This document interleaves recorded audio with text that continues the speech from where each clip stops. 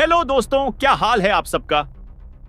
आज हम बात करने वाले हैं भारत और इंग्लैंड के बीच पहले टेस्ट मैच के पहले दिन की। अगर आपने यह मुकाबला देखा और खुश हुए तो वीडियो को जरूर लाइक कर देना। आज के वीडियो का लाइक टारगेट हमने रखा है सिर्फ 500 लाइक्स, तो भूलकर भी लाइक करना मत भूलना दोस्तों। यशस्वी जायसवाल ने पहले दिन शतक जड़ इतिहास रच दिया और शुभमन गिल ने भी अपनी कप्तानी में शतक जड़कर 58 साल पुराना रिकॉर्ड तोड़ दिया। जबकि आखिरी में पंत ने भी टेस्ट को T20 बनाते हुए अंग्रेजों की खाल उधेड़ करके रख दी। ऐसे दोस्तों, यह मुकाबला बहुत ही ज्यादा मजेदार देखने को मिला, तो अब कहीं मत जाना। हम आपको वीडियो में भारत और इंग्लैंड के बीच खेले गए रोमांचक टेस्ट मुकाबले की पूरी हाईलाइट बताने वाले हैं। लेकिन रुकिए, एक पल के लिए सोचिए, क्या आपको लगता है यशस्वी जायसवाल, शुभमन गिल और KL राहुल में से कौन सा बल्लेबाज सबसे अच्छा है? अपनी राय कमेंट में जरूर बताना, हम इंतजार करेंगे। चलो अब ज्यादा समय ना लूं, तैयार हो जाओ, यह वीडियो आपके दिल को छू लेगा। शुरू करते हैं दोस्तों, भारत बनाम इंग्लैंड टेस्ट सीरीज के पहले मुकाबले का पहला दिन बेहद शानदार, रोमांचक और उतार चढ़ाव से भरा हुआ रहा। हेडिंग्ले की धरती पर जब भारत और इंग्लैंड की टीमें आमने सामने थीं, हर क्रिकेट प्रेमी की नजरें इस मुकाबले पर टिकी हुई थीं। इस ऐतिहासिक टेस्ट मैच की शुरुआत हुई टॉस से, जहां इंग्लैंड के कप्तान बेन स्टोक्स ने टॉस जीतकर पहले गेंदबाजी करने का फैसला लिया। उनका यह निर्णय सुनकर भारतीय प्रशंसकों को जरा हैरानी हुई, लेकिन इंग्लैंड की रणनीति साफ थी। सुबह के समय में पिच से अधिकतम मदद लेकर भारत के टॉप ऑर्डर को सस्ते में समेटना। लेकिन उन्होंने जो योजना बनाई थी, भारतीय बल्लेबाजों ने उसकी धज्जियां उड़ाकर रख दी, क्योंकि टीम इंडिया की तरफ से यशस्वी जायसवाल और KL राहुल पारी की शुरुआत करने उतरे तो वहीं पर दूसरी छोर से गेंदबाजी के लिए क्रिस वॉक्स को लेकर आए कप्तान बेन स्टोक्स। और यहां पर दोस्तों, शानदार गेंदबाजी की शुरुआत तो हुई, लेकिन पहले ओवर की आखिरी गेंद पर एक शानदार चौका जड़ने में कामयाब हुए यशस्वी जायसवाल। लेकिन दोस्तों, दूसरी छोर से KL राहुल ने संभल करके अपने पारी का आगाज किया और इसी बीच तीसरे ओवर में गेंदबाजी करने आए। बेन स्टोक्स की 5वीं गेंद पर जायसवाल ने वापस से अपना रौद्र रूप दिखाते हुए एक शानदार चौका मिड ऑन की दिशा में जड़ दिया। तो वहीं पर दोस्तों, दूसरी छोर से राहुल ने भी अपना गियर बदलते हुए 5वें ओवर में गेंदबाजी करने आए। ब्रैंडन कार्स की चौथी गेंद पर एक करारा चौका पॉइंट की दिशा में जड़ते हुए अपना खाता खोला। लेकिन दोस्तों, असली मजा सभी क्रिकेट फैंस को तब देखने को मिला जब 7वें ओवर में वापस से एक बार कप्तान बेन स्टोक्स ने गेंद कार्स के हाथों में थमा दी। और फिर क्या था दोस्तों, जायसवाल ने कार्स को आड़े हाथ लेते हुए एक ही ओवर में 3 शानदार चौके जड़ते हुए अपनी टीम को काफी ज्यादा विस्फोटक शुरुआत दी। और फिर क्या था दोस्तों, यहां से इन दोनों ही बल्लेबाजों ने काफी विस्फोटक अंदाज में बल्लेबाजी करनी शुरू कर दी।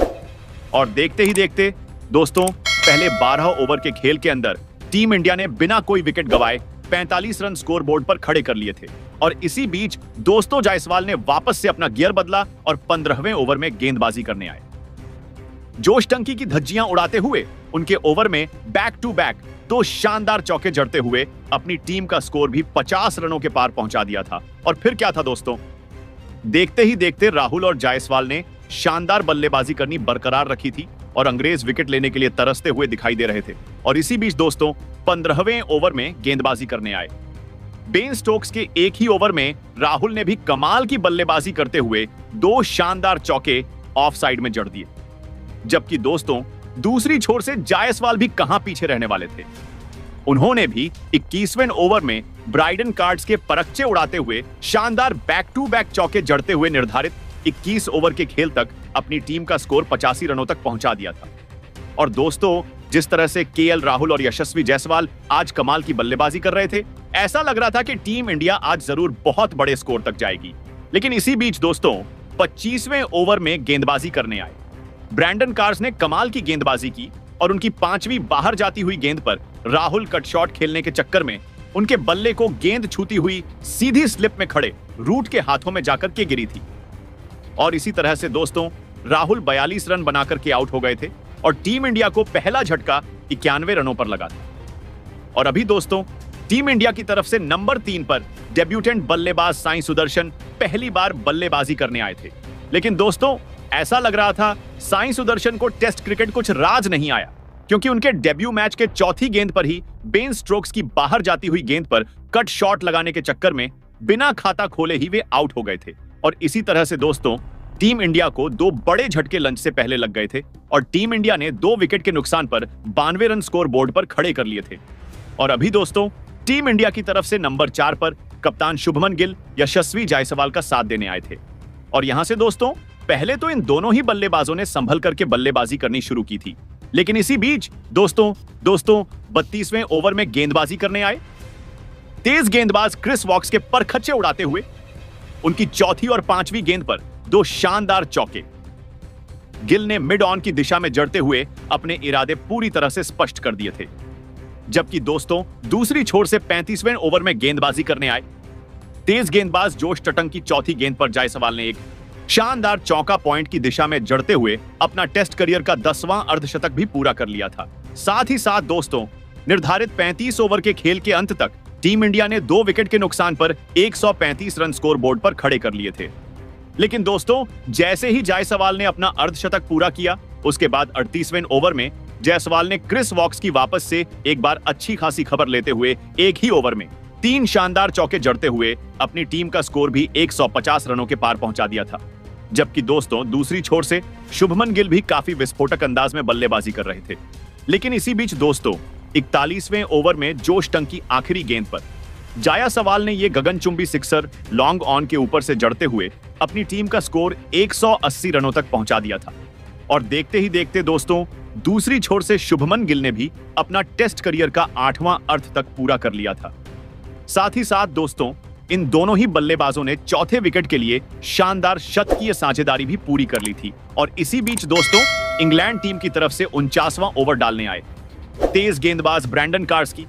तो जायसवाल ने आज बैंड ही बजा करके रख दी थी, क्योंकि दोस्तों आप खुद सोचिए जायसवाल ने टेस्ट को T20 बनाते हुए कार्स के एक ही ओवर में 4 शानदार चौके जड़ते हुए अपने टेस्ट करियर का 5वां शतक भी उन्होंने पूरा कर लिया था।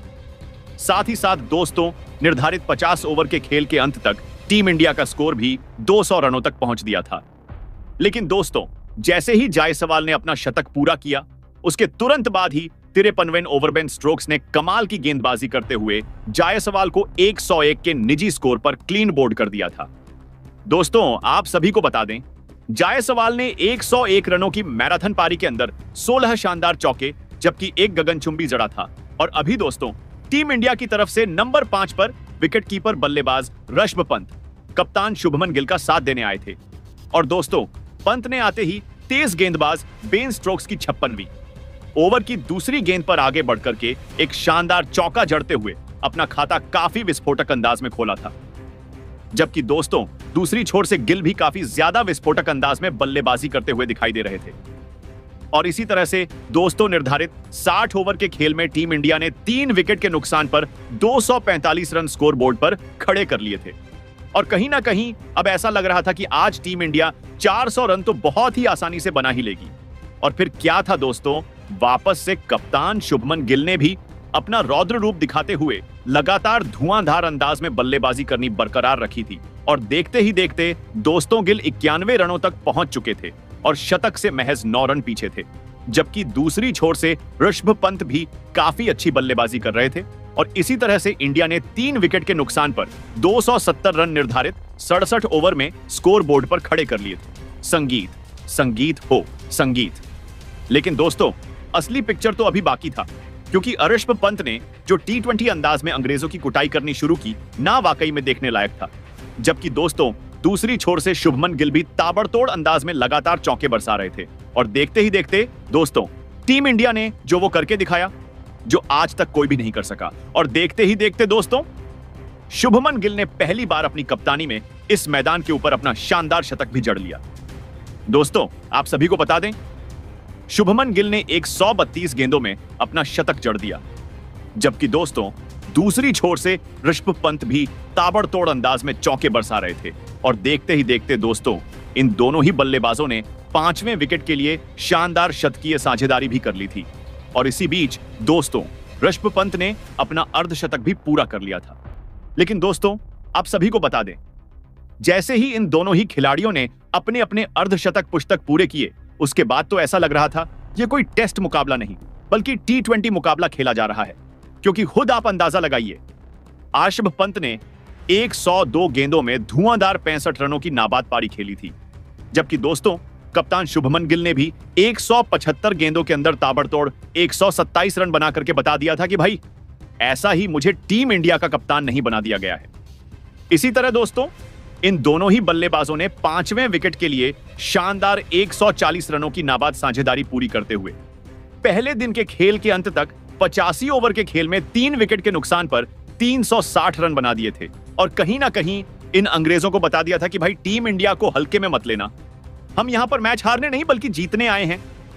वाकई में दोस्तों, आज का इस रोमांचक मुकाबला देख के तो दिल खुश हो गया। बाकी दोस्तों, आप टीम इंडिया के इस शानदार प्रदर्शन के लिए उनको 10 में से कितने अंक देना चाहेंगे? प्लीज आपकी कीमती राय हमें नीचे कमेंट करके जरूर से बताना और क्रिकेट की ऐसे ही लेटेस्ट अपडेट के लिए हमारे क्रिकेट मसाला लाइव चैनल को भी सब्सक्राइब जरूर से कर लेना। धन्यवाद।